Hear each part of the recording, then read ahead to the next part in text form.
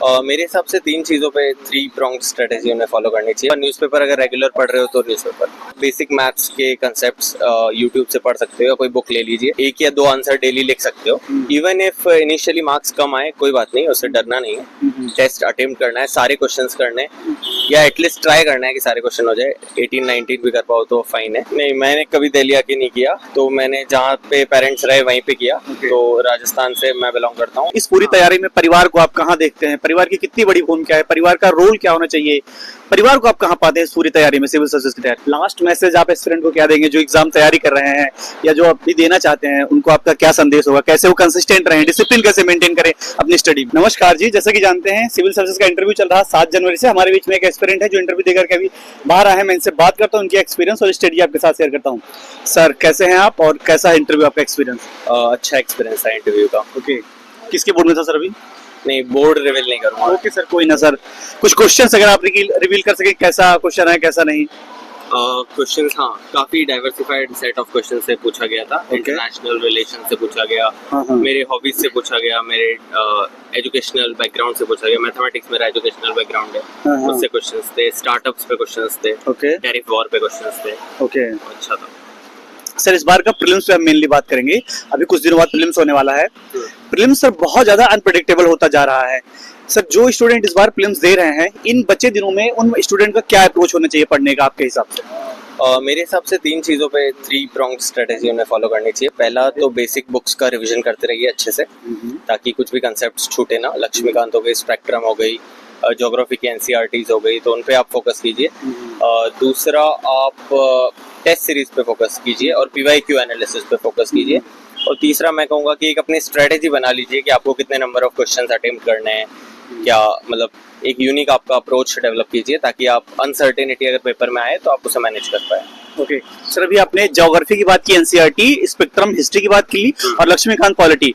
Sir, हम environment ecology पे बात करेंगे, इकोनॉमी पे बात करेंगे, करंट अफेयर, ताकि ये सारे एक बार रिसोर्सेज को लेकर के बहुत कमेंट्स आते हैं कि कहाँ से कवर करते हैं। आपने 3 बताए, इन तीनों पे और बता दीजिए, इन्वायरमेंट इकोलॉजी, ज्योग्राफी और करंट अफेयर्स। ज्योग्राफी पे 11-12 की एनसीईआरटी मेरे हिसाब से सफिशिएंट है। उसके अलावा कोई भी यूट्यूब पे काफ़ी चैनल्स है, उनके आप वीडियोस देख सकते हैं कंसेप्चुअल क्लैरिटी के लिए।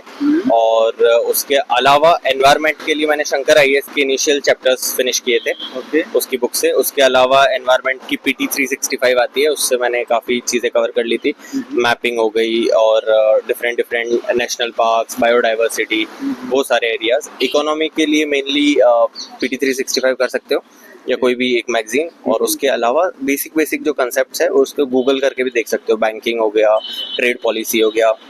करंट अफेयर्स, करंट अफेयर्स के लिए वही पीटी 365 तो मैंने बताया। उसके अलावा न्यूज़पेपर अगर रेगुलर पढ़ रहे हो तो न्यूज़पेपर, जैसे नेट एनपीए कितना है अभी इंडिया का, रेपो रेट कितना है, रिवर्स रेपो कितना है, तो वो सारे बेसिक आप फैक्ट्स नोट डाउन कर लीजिए। ओके। सी सेट सब बहुत अनप्रेडिक्टेबल होता जा रहा है। साइंस स्ट्रीम हो, आईआईटीएन हो, इवन ह्यूमैनिटीज स्ट्रीम के हो, स्टूडेंट फेल हो रहे हैं लगभग।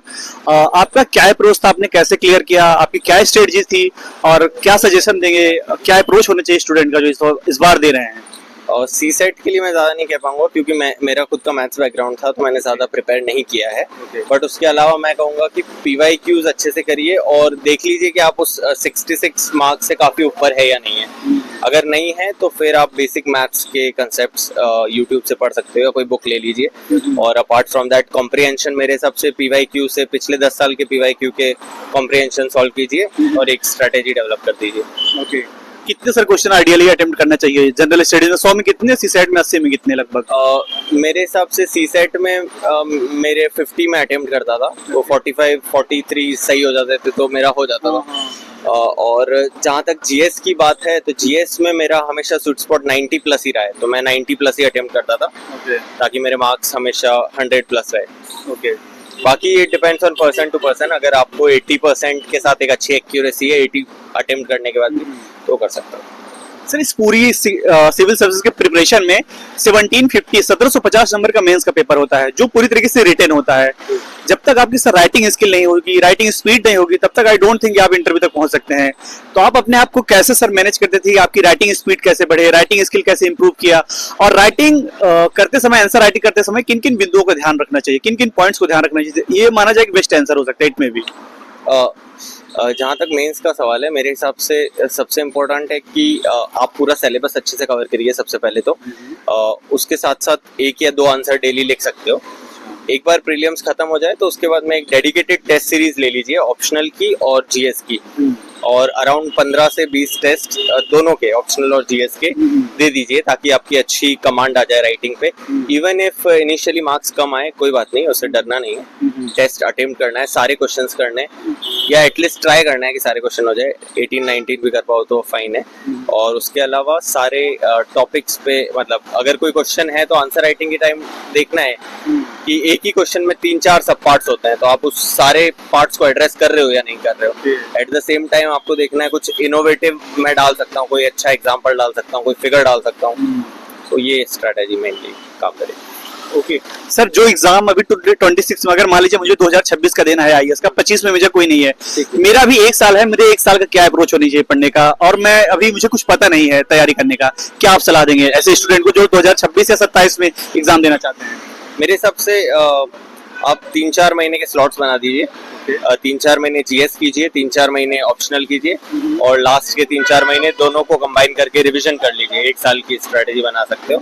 And at the same time आप टेस्ट सीरीज शुरू कर लीजिए। प्री मेंस की पहले करो, बाद में प्री की करो, ताकि तुम्हारा एक आंसर राइटिंग का नेक बन जाए। प्रिपरेशन के लिए दिल्ली आना जरूरी है, गांव से रह के, जो जहाँ जिस शहर में? नहीं, मैंने कभी दिल्ली आके नहीं किया, तो मैंने जहाँ पे पेरेंट्स रहे वहीं पे किया। तो राजस्थान से मैं बिलोंग करता हूँ, तो डेफिनेटली आप अपने घर से प्रिपेयर कर सकते हो, क्योंकि सारे मटेरियल आपके पास है। ऑनलाइन टेस्ट सीरीज मिल जाती है, इतना मटेरियल अवेलेबल हो जाता है। दिल्ली आप इंटरव्यू के लिए आइए या मॉक्स के लिए आइए, जो आपको सफिशिएंट लगे। मेरे हिसाब से वही अच्छा है। इस पूरी प्रिपरेशन में चैट जीपीटी, एआई और इन सब का कितना बड़ा रोल आप मानते हैं?